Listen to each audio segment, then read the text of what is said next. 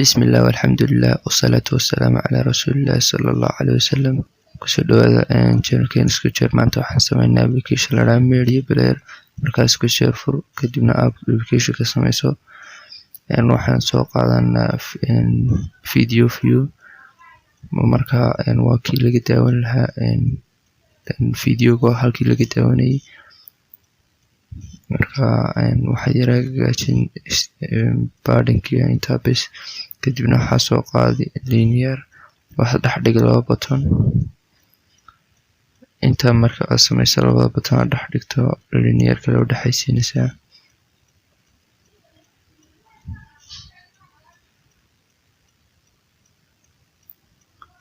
linear ka widthkiisa soo yareynaysa marka aad inta sameyso waxaad hagaajin labada button ba si fiican u hagaajin marka labada button si aad u hagaajinayso adiga ku taal waxaad laakiin ka kala dhigin midna start midna waxaad ka dhigaysaa pause oo midna waxa weeye videoga bilow midna waxa weeye videoga jooji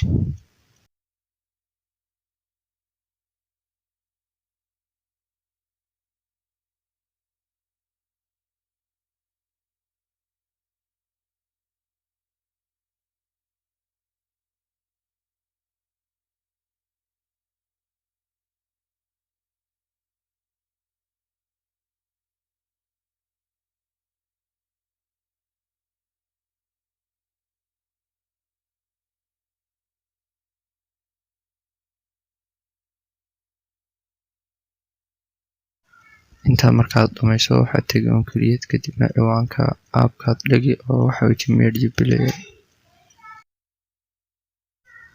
kadibna waxaa kusoo daraysaa component-ga la yiraahdo request network marka haddii aad kusoo dari weydo ma shaqeynayo application-ku ana kusoo dartaa kadibna waxaad ku dulfaansaa video view waxaad tagaysaa on prepared si marka uu videoga diyaar u noqdo qofka ugu sheegtid marka message baa u diraysaa waxaan ku dhex qoranaa video is ready to watch ani videoga waa diyaar in la daawado kadibna ood ka soo baxaysaa soo kale waxaa taabanaysaa markuu videogu dhamaado oo dhameysto qofka videoga isagana message baa u diraysaa waxaa ku oranaysaa video ended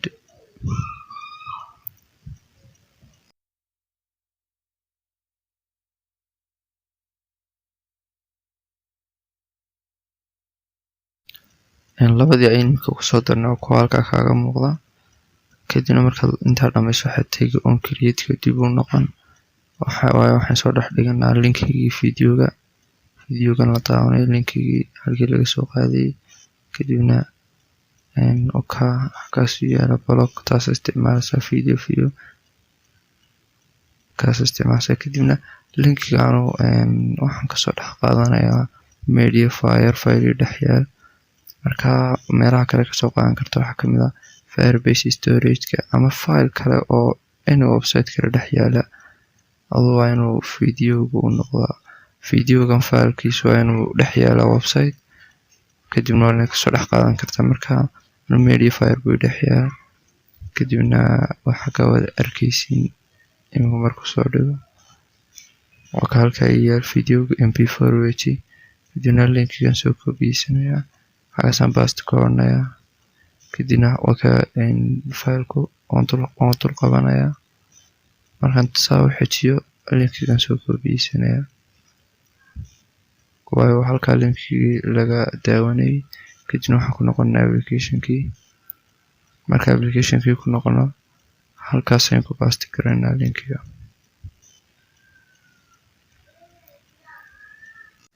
iminka markuu videoga saa diyaar noogu yahay waxaan u baahanaa inaan videoga bilowno marka start button baad taaban on click markuu qofku dul dhufto kadibna waxaad tagi videoga marka qaybta videoga tagto waxaa orani start video blogtaas soo qaadanaysa xaggaas dhigaysaa bes kadibna markuu qofku dul dhufto bilaabaya tan kale boostana saas on click kadibna videoda tagaysaa kadibna waxaa soo qaadanaysaa pause blogyada oo dhan xagga hoose ka blogyada video viewga kadibna waa kasoo noqonaysaa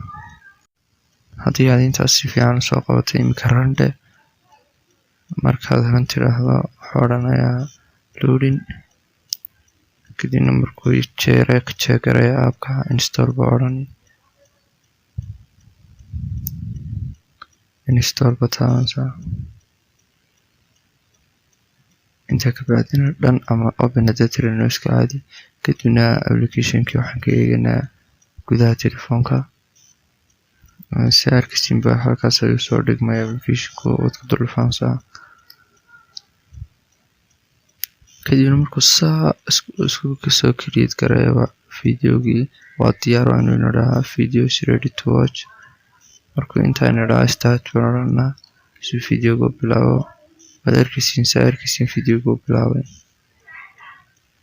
marka waad istaajin kartaa dib u soo celin kartaa bus baad taaban kartaa adoo waxaas oo dhan xora marka aduu waad arkaysiin inuu shaqeynayo marka maanta waxaan jeclahay inay la wadaago videoga aad iyo aad u mahadsantihiin waxaa idinkaga tegay salaanta islaamka assalaamu calaykum waraxmatullaahi wabarakaatu